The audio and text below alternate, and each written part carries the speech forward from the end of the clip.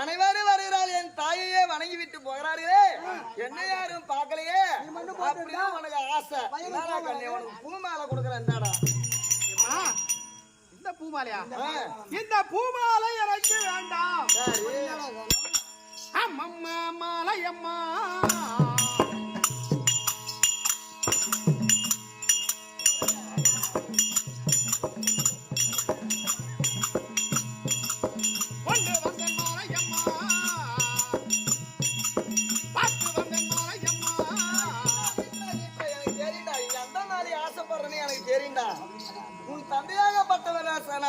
அதாவது தவம் இருக்க போறனே கண்ணந்தனியாக இருக்க வேண்டாம் அதனால தன் கயிற்றில் இருக்க முடியாத அக்குமாலையை உன் தந்தையாகப்பட்ட சொர்க்கநாதர் எனக்கு அளித்தார்.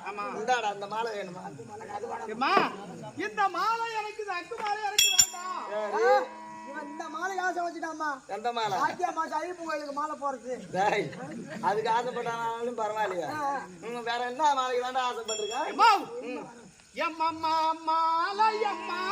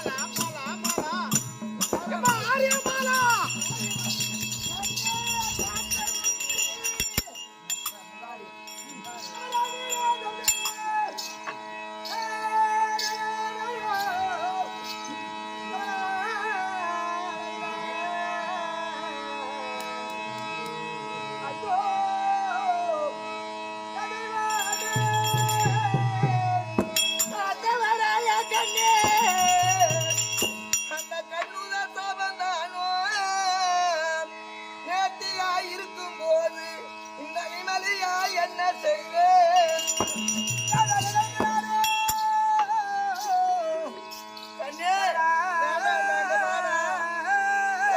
கேளுங்க வாடா. அப்ப பார்த்தவர் நடு நடுங்க அந்த பாச்சூறு சாலை தண்ணில் காத்துமே இருக்குதப்பா கழுமரம் ஒண்ணுதானே.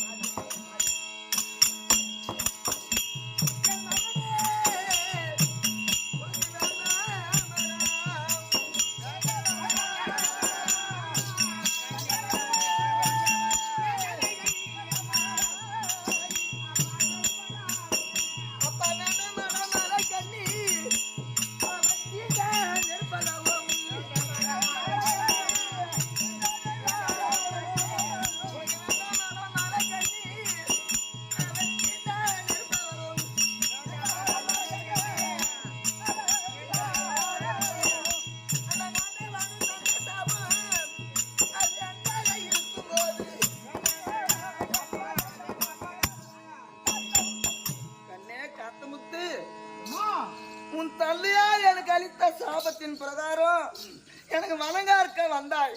வணங்கார்க்க வந்த பொருட்டு இளையாளுடைய சேலையை எடுத்து மறைத்தார். இளையாளுடைய சேலையை எடுத்து மறைத்ததன் காரணமாக தந்தையாகப்பட்டவர் சாபத்தை அளித்தார். சாபத்தை மறைத்து உனக்கு வரத்தை அளித்தேன். உனக்கு எதற்காக அந்த சாபம் வந்தது?